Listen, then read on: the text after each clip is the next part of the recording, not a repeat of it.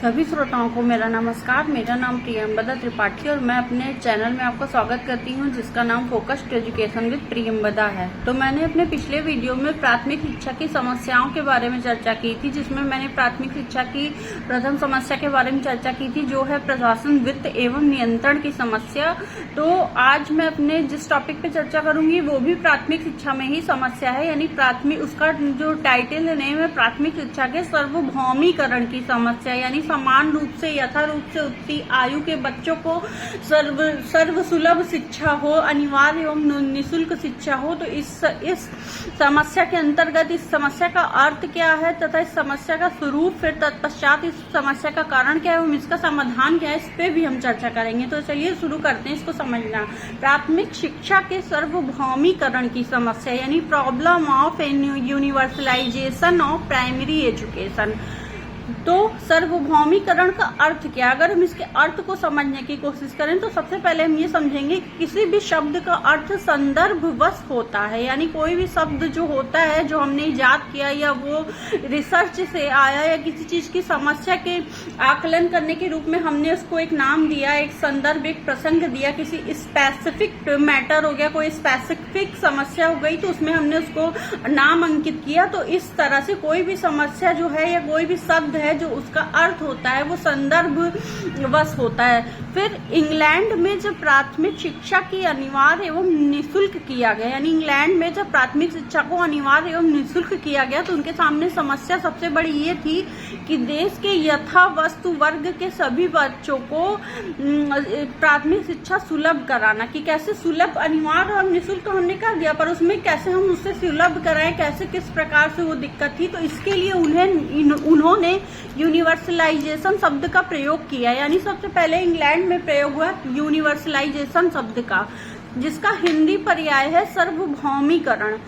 अब कुछ विद्वान जो हैं वो सार्वभौमिकरण शब्द के स्थान पर सार्वजनिकरण शब्द का प्रयोग करने लगे हैं, और कुछ विद्वान लोकव्यापीकरण का। लेकिन इस संदर्भ में जो लेखक का निवेदन है वो यह है कि अंग्रेजी शब्द यूनिवर्सलाइजेशन के लिए हिंदी में सार्वभौमिकरण शब्द रूढ़ हो चुका है, यानी अंकित हो चुका है, पुराना हो चुका है, और उसका जो अर्थ है उसको समझने में, बोलने में आसानी होती है।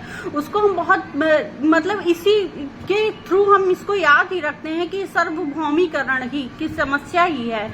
अतः उसके स्थान पर नए नए शब्दों का जो प्रयोग करना है वो युक्ति नहीं लगता, युक्ति संगत नहीं लगता। फिर वर्तमान में अनिवार्य एवं निःशुल्क शिक्षा के सार्वभौमिकरण का अर्थ व्यापक रूप में लिया जाता है, यानी जब इसको नाम दिया गया सार्वभौमिकरण का, लेकिन वर्तमान में से हम व्यापक रूप में समझते हैं, व्यापक रूप में इस शब्द का अर्थ लिया जाता है। अगर हम बात करें हमारे देश भारत की, तो संविधान की धारा 45 में प्रारंभ में यह निर्देश दिया गया कि राज्य इस संविधान के लागू होने के समय से 10 वर्ष के अंदर 14 वर्ष तक की आयु के बच्चों की अनिवार्य एवं निःशुल्क शिक्षा की व्यवस्था करेगा। यानी कि जब भारत में 2011 में ये कानून बना, ये कानून आया कि हमारे देश की संविधान की धारा 45 में प्रारंभ में ये निर्देश दिया गया कि राज्य इस संविधान के लागू होने से 10 वर्ष के अंदर तक 14 वर्ष की जो आयु के बच्चे पूरी कर चुके हैं उनकी अनिवार्य एवं निःशुल्क शिक्षा की व्यवस्था करेगा। यहाँ 14 वर्ष की आयु तक के बच्चों की शिक्षा से तात्पर्य महात्मा गांधी द्वारा प्रस्तावित कक्षा 1 से कक्षा 8 तक की शिक्षा से है, परंतु अनिवार्य एवं निःशुल्क शिक्षा को सर्वसुलभ बनाने का कोई अर्थ नहीं तब जब तक कि यथा आयु वर्ग के 100% बच्चे प्रवेश नहीं ले लेते। 100% बच्चों के प्रवेश लेने का कोई अर्थ नहीं जब तक 100% बच्चे उसमें रुके नहीं, जब तक 100% बच्चे शिक्षा को पूरा नहीं करते, इसमें उत्तीर्ण नहीं होते। इस दृष्टि से भारत में अनिवार्य और निःशुल्क शिक्षा के सार्वभौमिकरण का अर्थ हम समझेंगे। इसको हम 4 पॉइंट्स में समझेंगे। इसका जो पहला पॉइंट है वो ये है कि 100% सुविधा, यानी 100% अपॉर्चुनिटी और यूनिवर्सल एक्सेस। तो 6 से 14 आयु वर्ग के 100% यानी 100% सभी बच्चे जो 6 से 14 आयु वर्ग के हैं भारत में, उन बच्चों को कक्षा 1 से कक्षा 8 तक की शिक्षा सुलभ करवाना। यहाँ पे ये अंकित करना होगा कि कक्षा 1 से कक्षा 5 तक के जो बच्चे हैं वो प्री प्राइमरी एजुकेशन में है, तथा कक्षा 6 से लेकर कक्षा 8 तक के जो बच्चे हैं उनको हम उच्च प्राथमिक शिक्षा के अंतर्गत देखेंगे। तो 6 से 14 वर्ष के जो बच्चे हैं वो प्री प्राइमरी तथा उच्च प्राथमिक शिक्षा को प्राप्त करते हैं। फिर 100% सुविधा तो हमने जान लिया कि सभी को शिक्षा की सुविधा सुलभ कराना। जो हमारा कानून बना संविधान 45 धारा के तहत कि 6 से 14 वर्ष के बच्चों की शिक्षा अनिवार्य एवं निःशुल्क हो, वो कानून बनने के बाद जब वो लागू हुआ तो वो हमारा एक मौलिक अधिकार भी बन गया, हमारा राइट बन गया। फिर दूसरा है 100% नामांकन यानी 100% एनरोलमेंट और यूनिवर्सल एनरोलमेंट, यानी 6 से 14 वर्ष की आयु के 100% बच्चों का कक्षा 1 से कक्षा 8 तक में नामांकन कराना। यहीं पे हम जो हमारे जो यूनिट फर्स्ट है बीए पार्ट 1 का जो पेपर इलाहाबाद विश्वविद्यालय का, जो इससे स्नातक कर रहे हैं या पर स्नातक कर रहे हैं, तो जो पेपर सेकंड है भारतीय शिक्षा की समस्याएं, उसकी यूनिट जो फर्स्ट है उसमें ये है कि प्राथमिक शिक्षा की क्या समस्या है। तो प्राथमिक शिक्षा की समस्या में नामांकन का जो आता है एक समस्या है, एक है शल्य त्याग यानी पढ़ाई को बीच में ही रोक देना, ड्रॉप आउट देने, जो बच्चे की छात्राएं शौचालय न होने के कारण स्कूल से नामांकन नहीं होता, ये घर से दूर होने के कारण स्कूल उनको अभिभावक नहीं भेजते जो गर्ल्स चाइल्ड हैं, तो इस प्रकार से उसको हम समझेंगे। फिर है 100% धारण, यानी इन 100% बच्चों को विद्यालय में रोके रखना, शल्य त्याग न होने पाए वो रोके रखना, उन्हें बीच में विद्यालय छोड़कर न जाने देना। इससे ड्रॉप आउट दरें भी कम होंगी और ये एक प्रकार से बहुत ही अच्छा मतलब नियम होगा जिससे देश प्रगति की ओर जाएगा। फिर है चौथा 100% सफलता, यानी इस 100% बच्चों को कक्षा 8 उत्तीर्ण कराना। तो इसमें क्या क्या थी, पहला था 100% सुविधा यानी सर्व शिक्षा सार्वभौमिकरण के अंतर्गत क्या है कि बच्चों को स्कूल में मतलब बच्चे आए उनको फ्री एवं अनिवार्य निःशुल्क शिक्षा मिले। फिर 100% उनका नामांकन हो कि नामांकन एनरोलमेंट करवाएं, जिसके लिए कई प्रचार समाचारों में, रेडियो के माध्यम से, टीवी टेलीविजन के माध्यम से, हम समाचार पत्र के माध्यम से ये जानकारी औपचारिक एवं अनौपचारिक प्रकार से हम बच्चों को उपलब्ध या उनके अभिभावकों को उपलब्ध करवाएं, जिससे उनका नामांकन 100% हो, 100% धारण हो, पढ़ाई बीच में छोड़ के न जानी पड़े। अगर गांव से दूर स्कूल है, कोई बच्चा विलेज से गांव से छात्र है तो उसके माता पिता उससे दूर होने के कारण नहीं भेजते हैं, तो इस प्रकार की जो सुविधा है, जैसे सड़क सही करवाना, गांव से इंटरनेट के माध्यम से, कई चीजों के माध्यम से हम धारण को रोक सकते हैं। 100% सफलता, बच्चे 1 से 8 तक शिक्षा प्राप्त करके ही जाएं, ये सफल होके जाएं, ये हमारा 4 भारत शिक्षा के सार्वभौमिकरण का 4 टाइप से इनके अर्थ हैं, यानी इसमें 4 पॉइंट्स दिए गए जिनको हमें समझना होगा। फिर है समस्या का स्वरूप कैसा है, अर्थ तो हमने जान लिया, फिर समस्या का स्वरूप ये है कि इस समस्या के सर्वप्रथम पहलू है देश के 6 से 14 आयु वर्ग के 100% बच्चों को कक्षा 1 से कक्षा 8 तक की शिक्षा सर्व सुलभ करवाना, यानी देश के जो 6 से 14 आयु वर्ग के बच्चे हैं उनको अनिवार्य 1 से 8 तक की शिक्षा सर्व सुलभ कराना। केंद्रीय सरकार के दावे के अनुसार 2011 के अंत तक 6 से 11 आयु वर्ग के जो बच्चे हैं 99% बच्चों को निम्न प्राथमिक शिक्षा और 11 से 14 आयु वर्ष के बच्चों को 90% बच्चों को उच्च प्राथमिक शिक्षा के अवसर सुलभ करा दिए गए थे। परंतु वर्तमान यानी 2012 की ये बात हो रही है, वर्तमान में तो हम 2026 में चल रहे हैं, लेकिन जो यहाँ इसमें लिखा गया है इसमें 2012 में ये स्थिति यह है कि 2012 में क्या स्थिति थी कि 6 से 14 वर्ष के आयु 6 से 14 वर्ष के आयु के लगभग 5 करोड़ बच्चे ऐसे हैं जो प्राथमिक शिक्षा प्राप्त नहीं कर रहे हैं। सोचिए ये कितनी बड़ी आबादी, कितनी बड़ी जनसंख्या है जो प्राथमिक शिक्षा से दूर है। तो इस प्रकार भारत एक जो विकासशील देश है, इससे वो जाएगा प्रगतिशील देश है, विकासशील देश, इससे वो विकसित देश कैसे बनेगा जब हमारे बच्चों को सर्व शिक्षा ही सुलभ होगी। चाहे हम ढांचे की बात कर लें, इंफ्रास्ट्रक्चर यानी स्कूल में शौचालय की व्यवस्था हो, भवन अच्छे हो, बिजली हो, पानी की व्यवस्था हो, मिड डे मील भोजन की व्यवस्था हो बच्चों के लिए। हालांकि इस समय 2026 तक में काफी बच्चे एनरोल किए, सुधार हुआ, लेकिन ये बात 2012 की थी, तो यहाँ पे ये विषय को अंकित करना मेरा एक कर्तव्य था। फिर जो प्राथमिक शिक्षा प्राप्त नहीं किया, 6 से 14 वर्ष की आयु के लगभग 5 करोड़ बच्चे 2012 की स्थिति में प्राथमिक शिक्षा नहीं प्राप्त कर रहे। इनमें लगभग 2 करोड़ बच्चे ऐसे हैं जिन्होंने प्राथमिक विद्यालयों में प्रवेश ही नहीं लिया है, और लगभग 3 करोड़ बच्चे ऐसे हैं जिन्होंने बीच में ही विद्यालय छोड़ दिए। फिर जिस तेजी से देश की जनसंख्या बढ़ रही है, 6 से 14 आयु वर्ग के बच्चों की संख्या बढ़ रही है, उस बढ़ती हुई बाल संख्या की शिक्षा की भी निरंतर व्यवस्था करनी होगी। इसलिए प्राथमिक एवं उच्च प्राथमिक स्कूल खोलने की निरंतर आवश्यकता होगी। फिर हम जान लेते हैं ये समस्या का अर्थ एवं स्वरूप था। अब हम जान लेते हैं समस्या के कारण पे कि इस समस्या का कारण क्या है। इस समस्या के 4 पहलू हैं। प्रथम पहलू है 6 से 14 आयु वर्ष के 100% बच्चों को कक्षा 1 से कक्षा 8 तक की शिक्षा सुलभ कराना। सरकारी आंकड़ों के अनुसार 2011 तक 90% बच्चों को प्राथमिक और 90% बच्चों को उच्च प्राथमिक शिक्षा के अवसर सुलभ करा दिए गए थे, जिसका अर्थ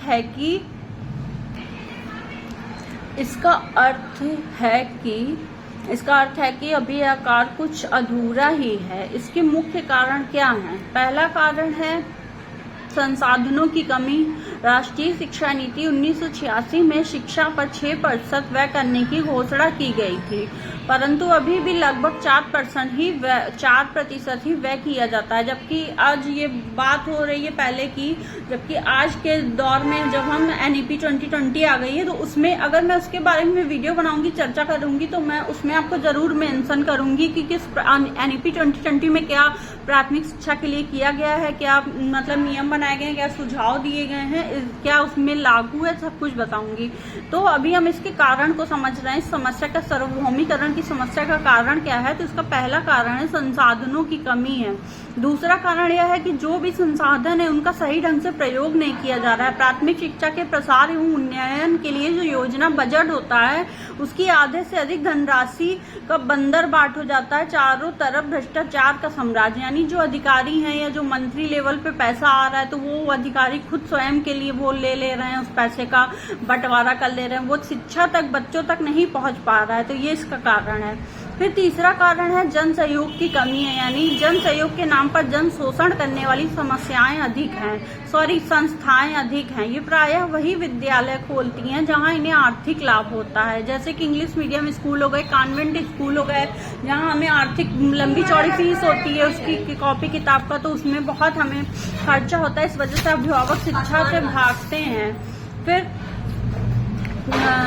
चौथा कारण है हमारे देश की भौगोलिक परिस्थिति भी इसमें बाधक है। दूर दराज के पहाड़ी, रेगिस्तानी और जंगली क्षेत्रों को छोटी छोटी बस्तियों में स्कूल स्थापित करना, चलाना, दोनों बहुत ही बड़े कठिन कार्य हैं। सही बात है कि जहां पर पहाड़ी इलाका हमारे देश का, या रेगिस्तान हो गया, राजस्थान या सीमावर्ती जिले जो है, वहां से बच्चों का जुड़ाव विद्यालय से बहुत कम है, या स्कूल छोड़ने की वो अपने पारिवारिक व्यवसाय में ही बच्चों को लगा देते हैं। और सबसे बड़ा कारण है देश की बढ़ती हुई जनसंख्या। आज जितने भी अधिक विद्यालय खोले जाते हैं, कल उनमें से अधिक की मांग बढ़ जाती है। मतलब जनसंख्या आज के समय में, जब मैं ये वीडियो बना रही हूँ, बात कर रही हूँ, आपसे चर्चा कर रही हूँ, तो हमारे देश की आबादी 140 करोड़ हो गई है। एक तेजी से बढ़ती आबादी, जिससे सभी के लिए जो शिक्षा है, जब जनसंख्या बढ़ रही है, शिक्षा नहीं है, तो वो उनमें साक्षर नहीं है, माता पिता मतलब जिज्ञासु नहीं है, वो इच्छुक नहीं अपने बच्चों का प्रवेश कराने से, अपने व्यवसाय में ही बच्चों को लगा देते हैं, सोचते हैं कि घर का खर्चा चलता रहे। इस प्रकार तो इस समस्या के स्वरूप को जाना हमने, इसके कारण को जाना, अब हम इसके समाधान को जानेंगे कि इस समस्या का समाधान क्या है। तो चलिए इसको समझते हैं। भारत में प्राथमिक शिक्षा के सार्वभौमिकरण के 4 पहलू हैं। 100% बच्चों को प्राथमिक शिक्षा सुलभ कराना, 100% बच्चों का प्राथमिक विद्यालयों में नामांकन कराना, 100% बच्चों को रोके रखना विद्यालय में, और 100% बच्चों को प्राथमिक शिक्षा उत्तीर्ण कराना। और ये चारों अपने में समस्याएं हैं। सर्वप्रथम 6 से 14 आयु वर्ग के 100% बच्चों को प्राथमिक शिक्षा सुलभ कराने की समस्या को लेते हैं। तो हमारे संविधान में प्रारंभ में संविधान लागू होने के समय में के अंदर प्राथमिक शिक्षा के सार्वभौमिकरण का सार्वभौमिकरण का निर्देश दिया गया था। यानी 26 जनवरी 1950 में 10 वर्ष के अंदर प्राथमिक शिक्षा के सार्वभौमिक करने का निर्देश दिया गया था। हमारे संविधान जब हमारा बना था, जब लागू हुआ था, हमने तभी से प्राथमिक शिक्षा को सर्वसुलभ कराने के लिए ठोस कदम उठाने शुरू किए। इनमें 1 किलोमीटर की दूरी के अंदर प्राथमिक स्कूल और 2-3 किलोमीटर की दूरी के अंदर उच्च प्राथमिक स्कूल शिक्षा की व्यवस्था, औपचारिक शिक्षा की व्यवस्था करना मुख्य है। इस क्षेत्र में 1994 में जिला माध्यमिक शिक्षा कार्यक्रम DPEP की शुरुआत की गई और 2001 में सर्व शिक्षा अभियान शुरू किया गया, परंतु लक्ष्य की प्राप्ति अभी तक नहीं हो सकी है। इस समस्या के समाधान के लिए आवश्यक कदम उठाए गए हैं, जिनके बारे में मैं चर्चा करना चाहती हूँ। पहला है, केंद्रीय एवं प्रांतीय सरकारें शिक्षा के सामान्य बजट और योजना बजट दोनों में वृद्धि करें और उनका 50% भाग प्राथमिक शिक्षा पर व्यय करें। यानी जो केंद्रीय सरकार है, हमारे केंद्र की सेंट्रल गवर्नमेंट है, स्टेट गवर्नमेंट है, राज्य सरकारें हैं, तो वो दोनों सामान्य बजट योजना बजट में दोनों में वृद्धि करें। 50% भाग प्राथमिक शिक्षा पर व्यय करें। जहां जिस प्रकार के प्राथमिक स्कूलों की आवश्यकता स्थापित करें, उन्हें साधन संपन्न करें। अनुसूचित जाति, अनुसूचित जनजाति और मुसलमान जाति के क्षेत्रों में विशेष रूप से स्कूल खोले जाएं और साथ ही विकलांग एवं मंदबुद्धि बच्चों के लिए स्कूलों की संख्या में वृद्धि की जाए। प्रत्येक जिला मुख्यालय पर इनके लिए एक स्कूल होना आवश्यक है। फिर है, प्रांतीय सरकारें यहाँ देखें कि प्राथमिक शिक्षा के सार्वभौमिकरण के लिए जो भी योजनाएं प्रस्तावित थी, उन्हें सुचारू रूप से चलाया जाए और व्यय की जाने वाली धनराशि का सही उपयोग हो। आवंटित धनराशि का बंदर बाट न हो, वो बच्चों तक पहुंचे, विद्यालय तक पहुंचे। दूर दराज के पहाड़ी, रेगिस्तानी, जंगली क्षेत्र के बच्चों के लिए आवासीय आश्रम स्कूल स्थापित किए जा रहे हैं। आवश्यकता अनुसार उनकी संख्या में वृद्धि की जाए। हमारी सरकार की अपनी सीमाएं हैं, वह हर स्थान पर आवश्यक मात्रा में स्कूल स्थापित एवं संचालित नहीं कर सकती। इस क्षेत्र में जन सहयोग आवश्यक है। अभावग्रस्त क्षेत्रों में शैक्षिक संस्थाएं व्यक्ति विशेष अथवा प्रशिक्षित शिक्षण प्राथमिक स्कूल स्थापित करें। उन्हें मान्यता देने और आर्थिक सहायता देने में उदारता बरती जाए। फिर है दूसरी समस्या, 100% बच्चों की नामांकन की कमी। अभी तो ये था कि सर्वसुलभ कैसे हो जाए बच्चों को, फिर नामांकन की कमी, यानी बच्चे नामांकन नहीं करवा पा रहे हैं। उसका कारण है अशिक्षा, जनसंख्या वृद्धि आदि। जैसे कि अनिवार्य एवं निःशुल्क प्राथमिक शिक्षा संबंधी कानून को कठोरता के साथ लागू किया जाए, जिससे अगर वो ना पालन करता हो, कोई वर्ग या कोई वर्ग विशेष हो गया, कोई हमारा संस्था हो गई, उसको नहीं पालन कर रही है, तो उसको दंडित किया जाए, दंड का प्रावधान किया जाए।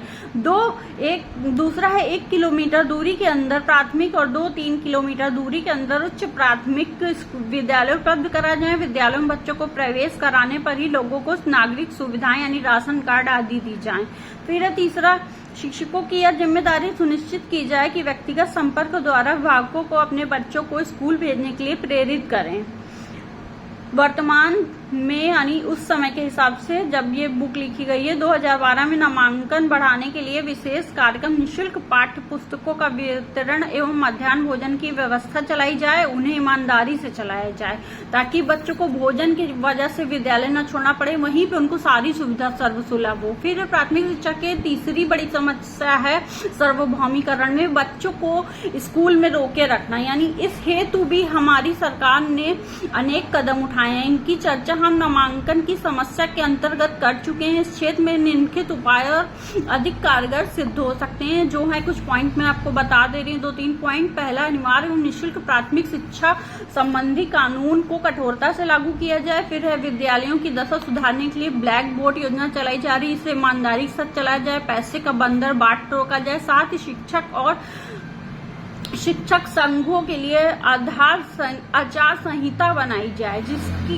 शिक्षकों की जवाबदेही निश्चित की जाए। पाठ्यक्रम सीमित किया जाए एवं बस्ते का बोझ कम किया जाए, यानी लर्निंग बर्डन जो है, अधिगम बोझ को कम किया जाए।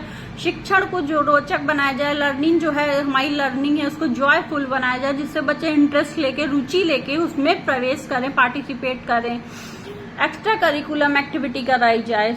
फिर है, समाज के पिछड़ेपन को दूर करने के लिए प्रौढ़ शिक्षा को गति प्रदान की जाए, उसकी निर्धनता को दूर करने के लिए आर्थिक नीतियों में परिवर्तन किया जाए। फिर हमारी चौथी एवं अंतिम बड़ी समस्या प्राथमिक शिक्षा के सार्वभौमिकरण के संदर्भ में जो है वो है 100% बच्चों को समय के अंदर प्राथमिक शिक्षा पूर्ण कराने की और उन्हें प्राथमिक शिक्षा में उत्तीर्ण कराने की, यानी उनको जो है प्राथमिक शिक्षा उनकी 100% बच्चों को जो है अंतिम समस्या क्या है कि प्राथमिक शिक्षा को पूर्ण कराने की एवं प्राथमिक शिक्षा को उत्तीर्ण करवाने की। इस क्षेत्र में भी सरकार ने अनेक कदम उठाए हैं। कुछ प्रांतीय सरकारों ने अपने अपने तरीकों से भी नामांकन की समस्या के कुछ प्रांतीय सरकारों ने अपने अपने तरीकों से भी कुछ कदम उठाए हैं। अब तो कुछ प्रांतीय सरकारों ने प्राथमिक शिक्षा में 8 साल तक बच्चों को उत्तीर्ण करना अनिवार्य कर दिया है। तो इसको हम समझ लेते हैं 2-3 पॉइंट्स में। प्राथमिक शिक्षा की पाठचर्या को औसत बच्चों की दृष्टि से बनाया जाए कि औसत बच्चे कितना औसत है जो बच्चों तक पहुंच पाएगा, उन तक शिक्षा पहुंच पाएगी, इस प्रकार। फिर इस स्तर पर केवल मातृभाषा का अध्ययन ही अनिवार्य होना चाहिए। हाँ, मेधावी छात्रों के लिए किसी 1 या 2 भाषा यानी राष्ट्रभाषा हिंदी व अंग्रेजी के अन्य विषयों से भी अनावश्यक प्रकरणों का निकालना आवश्यक है। जब उनकी शिक्षा उनको अपनी मातृभाषा में पढ़ाई जाएगी तो वो उसमें रुचि लेंगे, उनको समझ में आएगा, इंटरेस्ट लेंगे, क्योंकि भारत एक बहुत विविध संस्कृति वाला देश है, कल्चर वाला देश है। तो वहाँ पे अलग अलग राज्यों में अलग अलग भाषाएं बोली जाती है, बल्कि जिलों में भी अलग अलग भाषाएं बोली जाती है। तो इस प्रकार से अगर वो अपनी मातृभाषा में पढ़ेंगे तो उनको वो पढ़ाई ज्यादा समझ में आएगी और रोचक होगी, वो इसमें इन्वॉल्व होंगे। फिर है दूसरा, प्राथमिक विद्यालयों की दशा में सुधार किया जाए, जहां जिस वस्तु अथवा कर्मचारी की कमी है उसकी पूर्ति की जाए, साथ ही शिक्षकों की जवाबदेही भी सुनिश्चित की जाए। फिर है अभिभावकों को अपने बच्चों की शिक्षा और निर्वाचन के प्रति जागरूक किया जाए, और जागरूक किया ही जा रहा है, और यह कार्य हम जन संचार के माध्यमों से भी कर रहे हैं। इस कार्य को और अधिक गति प्रदान की जाए। फिर चौथा है, बच्चों को शिक्षा का महत्व स्पष्ट किया जाए, साथ ही उनकी समस्याओं को समझा जाए, उनके साथ प्रेम एवं सहानुभूति पूर्ण व्यवहार किया जाए, उन्हें अध्ययन के लिए अभिप्रेरित किया जाए। यह कार्य प्रशिक्षित एवं समर्पित शिक्षक ही कर सकता है, इसलिए शिक्षकों को अभिभावक शिक्षा बहुत इम्पोर्टेंट है, शिक्षक की शिक्षा बहुत इम्पोर्टेंट है, ट्रेन टीचर होना चाहिए। इस प्रकार से हमने आज जाना कि प्राथमिक शिक्षा में सार्वभौमिकरण की क्या समस्या, उसका अर्थ क्या है, उसका स्वरूप क्या है, तथा समस्या के कारण क्या है, तथा उस समस्या का समाधान क्या है। आशा करती हूँ ये वीडियो आपके लिए उपयोगी होगा। अगर मेरा ये वीडियो आपके लिए उपयोगी या हेल्पफुल है तो मेरे चैनल को लाइक, शेयर, कमेंट कीजिए और बेल आइकन को प्रेस कर दीजिए ताकि आने वाली वीडियो की नोटिफिकेशन आप तक पहुंचती रहे। तब तक के लिए आप सभी श्रोताओं को मेरा नमस्कार तथा धन्यवाद। अपने नेक्स्ट वीडियो में नेक्स्ट टॉपिक पे चर्चा करूंगी। तब तक के लिए आप सभी को मेरा नमस्कार।